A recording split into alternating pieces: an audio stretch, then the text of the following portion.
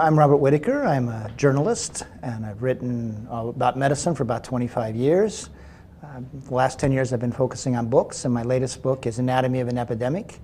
And now this book looks at how psychiatric medications shape long-term outcomes, which is a very different focus than what we usually think about when we think about drugs' efficacy.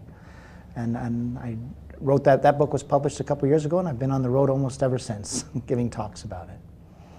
And anyway, so my passion really is just to stir a discussion with this. I think this information needs to be known because psychiatric medications have become so widely used in our society. We want to know, is it really helping us? When you look at psychiatric drugs, let's say antidepressants or benzodiazepines, etc., you know, they will knock down the target symptom of the disorder better than placebo over the short term for, say, 6 weeks. Sometimes there's not a big advantage, but generally they meet that hurdle.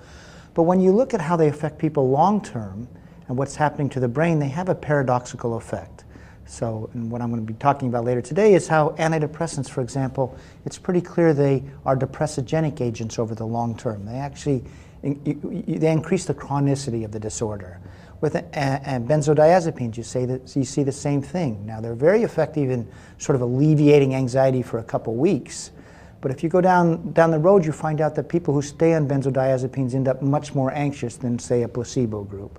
And so it's this paradox in the long-term outcomes where you get the opposite of what you think you're going to get. So antidepressants become depressogenic, anti-anxiety drugs actually increase anxiety long-term, and probably the most surprising thing, and this would be the most controversial, but there's a real strong story in the literature that documents this, is antipsychotics actually change the brain in ways that make people more chronically psychotic over the long term. And that is a story that seems so totally contrary to everything we believe and know to be true. And it's certainly when I started this whole research, I was absolutely convinced of the other story.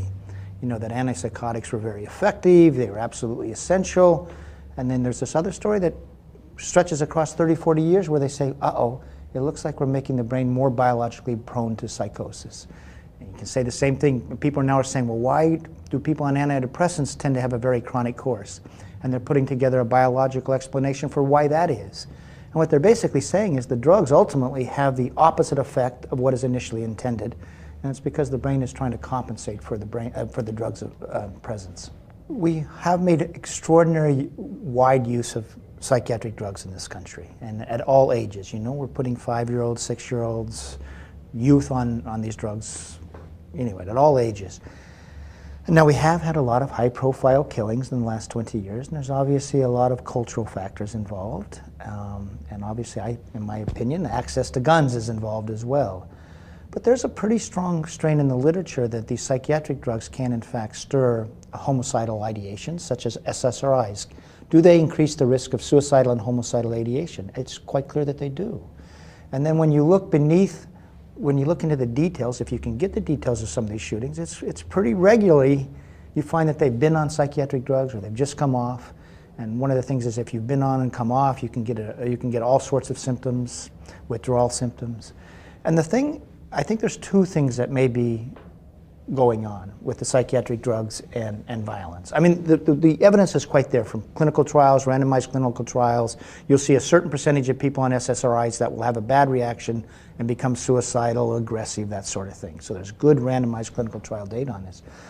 I think there's two things happening. One is the drugs can stir something called akathisia, and the antipsychotics can do this as well. And akathisia is this inner agitation where you just feel like you can't get comfortable anywhere. People almost talk about it as an inner torment, an inner torture. You want to pace all the time. So if you see someone pacing all the time on psychiatric drugs, they may be having akathisia. Akathisia is well known to be associated with violence and risk of homicidal ideation and homicidal behavior. So can SSRIs cause akathisia? Yes. Can antipsychotics induce akathisia? Yes. And is akathisia associated with violence? Yes. All that's real clear. Now, I think there's another thing, and this is more speculative. You know, with some of these drugs, you actually get a diminishment in your frontal lobe activity. And our frontal lobes are a part of our brain that say, hey, do this or don't do this. It's sort of our, it's the part of this that makes us human and allows us to monitor our activities. And if you lose that monitoring, you may be losing some self-reflective behavior that would, when a crazy idea like shooting someone or shooting people comes up in your head, normally the frontal lobes would say, well, that is a really bad idea. But now that last second part is speculative in terms of what exactly happens, but do antipsychotics diminish frontal lobe activity? Absolutely. And there is some evidence that SSRIs sometimes can do it as well. Our society has become very not skeptical, they're confused about psychiatric drugs. So for example, in 1987, we spent about $800 million in psychiatric drugs. In 2007, as a country, we spent $40 billion, so a 50-fold increase in spending on psychiatric drugs. And we've been told that they fix chemical imbalances, they help people live normal lives, and they're effective for all these different symptoms. And yet, what has happened in the last 20 years? As a society, are we seeing a reduction of the burden of mental illness in our society? Not at all. The burden of mental illness just keeps going up and up and up. We have more people depressed. There's been an explosion in bipolar patients. And so now we need to ask, what's going on? And why do we keep doing it if it's not working? In other words, if we see that people aren't getting better. And there's a couple reasons why I think we keep doing it. One is it is a commercial story. So pharmaceutical companies basically tell us a story that these drugs are very effective and you got a chemical imbalance and you take this drug, it'll fix the chemical imbalance like insulin for diabetes, and we see ads where if you take the drug you're going to be walking on a beach with a beautiful woman, and we all want to do that. So it is a story about how the pharmaceutical industry, and in collaboration with psychiatry frankly, has told us a story. They've put out this image of human beings very happy, and that their mind's this settled place, sort of, and it's not a place where you feel sad or grief or anxiety. All these emotions that we actually do know are very common to human beings, especially anxiety. But they have told us a story, that's a disease to feel anxious.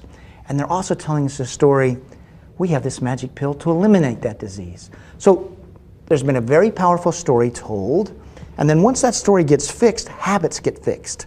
Doctors start saying, oh, this is what I do when someone comes and complaining about some stress in their life. I prescribe an SSRI, and I get reimbursed for that.